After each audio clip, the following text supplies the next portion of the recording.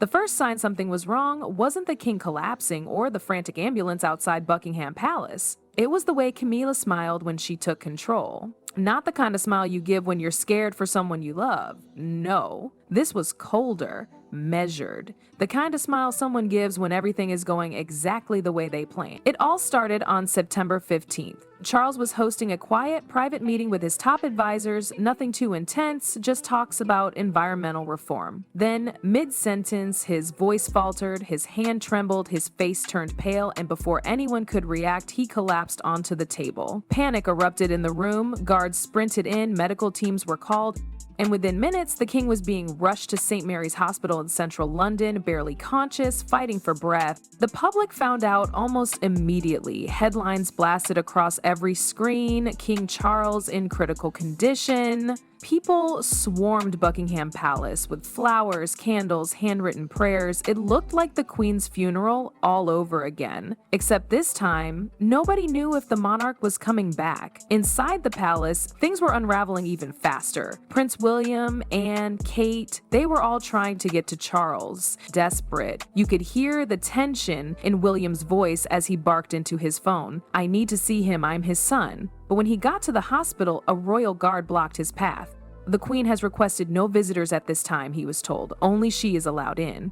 Only her? That's when the whispers started. At first, just mutters from the palace kitchen staff. "She's locking them out? Isn't that strange?" By sunset, the whispers were louder. Was keeping the future king away from his dying father? The optics were bad, but Camila didn't seem fazed. She was dressed like she was headed to a funeral. Black dress, pearls, silver hair done just right. Every time the media caught her walking into the hospital, she'd pause just long enough to say something like, "Please respect our privacy, I'm here for my husband." But behind the scenes, it was a different story. She wasn't just tending to Charles, she was giving orders, telling staff what to do, what to bring, even what Charles would wear if he recovered. Like she was already calling the shots for a kingdom on the edge. William was furious, locked out of his father's room, pacing the hospital corridor, fists clenched. Anne tried to calm him. "We can't make a scene." But this isn't right. They both knew something wasn't adding up. Meanwhile, back at the palace, Camilla's influence was growing like a shadow. She met privately with royal lawyers, quietly asked about Charles's will, not because she was grieving, but because she needed to know exactly how much power she had if the king didn't wake up. And that's when she found it. While collecting some of Charles's belongings, Camilla stumbled across a hidden drawer. Inside, the king's handwritten will, which she read shook her. It clearly stated that William, not her, would lead the monarchy if Charles passed. She would be cared for, yes, but stripped of any authority. Her name wasn't even mentioned in future plans. No power, no regency, nothing. Her hands trembled, her lips curled. She muttered, "Foolish old man, after all I've done, you give it to him?" She shoved the documents back and slammed the drawer shut. But she wasn't done. That night, back in the hospital, she whispered something chilling to Charles while he lay unconscious. Something she didn't realize William would hear with his own ears. And that moment, that's when everything changed. The room was dim, lit only by the soft pulse of the ventilator monitor. Camilla leaned over Charles's bed, her voice barely above a whisper. "You made me wait in the shadows for decades.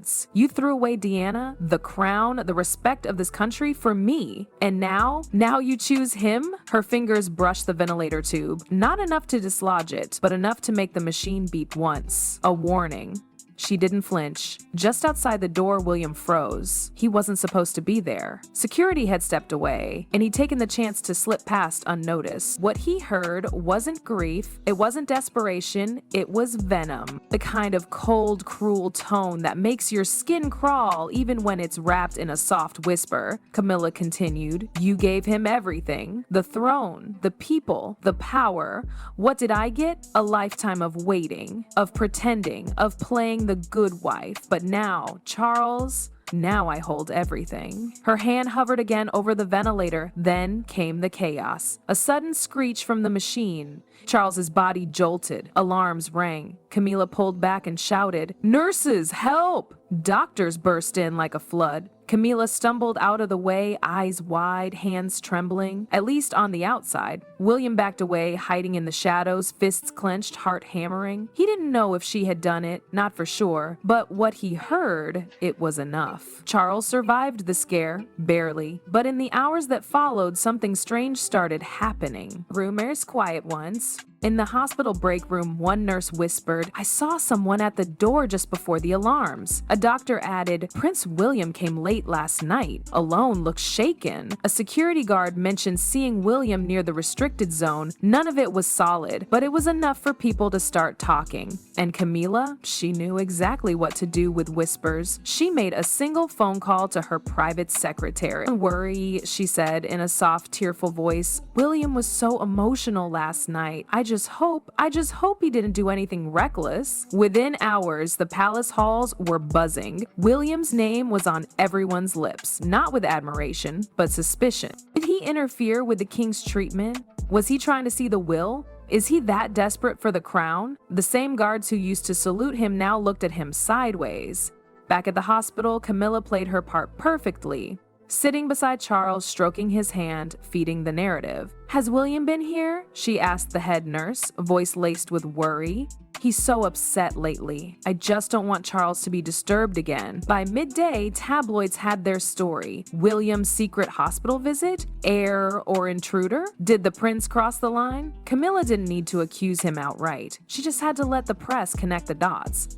William, for his part, stayed quiet. Not because he was guilty, but because he was stunned, shocked by how fast the tide turned. One moment he was fighting to protect his father, the next he was being painted as the villain. That afternoon, he cornered Camilla in the corridor. "I heard everything," he said, voice sharp. "You think you're clever? You think these games will make you queen forever?" Camilla didn't blink. "People believe what they see, William, and what they saw was you, at the wrong place at the wrong time." He stepped closer, eyes locked with hers. "The truth always comes out, and when it does, you won't be anywhere near the throne," she smiled coldly. "We'll see about that." Then she walked away, leaving him standing alone, surrounded by eyes that no longer trusted him. Charles's eyelids fluttered under the soft glow of the hospital lights. A slow, groggy breath escaped him. Machines beeped steadily. He blinked twice, then turned his head ever so slightly. The room was quiet, save for the gentle rustle of William shifting in his chair. "Dad?" William's voice cracked. "Can you hear me?" Charles's lips parted. "William?" His voice was hoarse, brittle, but alive. Tears welled up in William's eyes as he gripped his father's hand. "You're okay. You made it through." Charles looked at him, confused, then aware. Something in his eyes hardened. "What happened?" he whispered. William didn't hesitate. He leaned forward, his voice low but urgent. "Camila, she locked everyone out, told the staff it was to protect you. But I heard her, Dad. I heard what she said when you were unconscious. It wasn't love. It was a threat." Charles' face twitched, not with pain, but with recognition. "The ventilator," he murmured. "Something felt wrong." William nodded, his heart pounding. "I think she tried to hurt you. Or at least, she didn't care if you made it. I need access to the hospital footage. It could prove everything." Charles gritted his teeth. "Do it." Within hours, William and the hospital's lead doctor, Harrington, sat in a private surveillance room, scrubbing through the tapes. The footage from that night played in silence. Camila stepping in, whispering, her hand brushing the tube, then the alarm. It was all there. Harrington's face went pale. "We need to report this." William stood tall. "No, we need to show the world."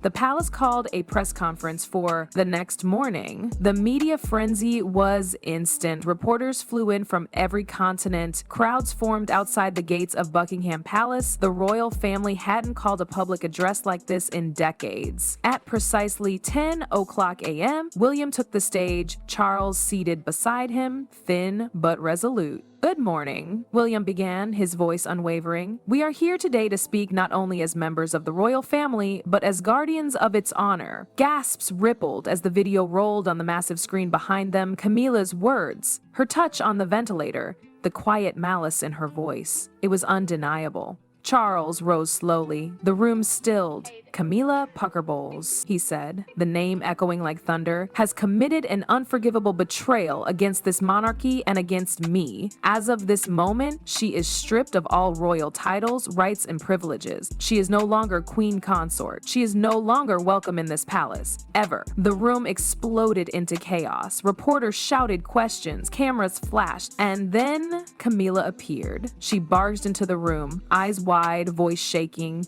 Lies. He's setting me up. You all know William wants the throne. Security flanked her in seconds, gently but firmly holding her back. William stepped forward, voice icy. You said it yourself, Camilla. The throne is what you always wanted, but not like this, not over my father's broken body. As she was escorted out, her shrieks echoed through the hall. This isn't over. This family is a sham. Outside, the public erupted. Camila banished trended globally. Protesters waved banners thanking William for defending the crown. Celebrities, politicians, even rival monarchs issued statements of support. The tide had turned. That evening, Charles and William stood on the palace balcony, facing thousands gathered in the square. The old king placed a hand on his son's shoulder. You did what I couldn't, he whispered. William looked out at the people. It's time the monarchy stood for something again, he said softly. Behind them, the palace doors closed on Camila's legacy forever. And ahead, for the first time in years, the path to the throne felt clean.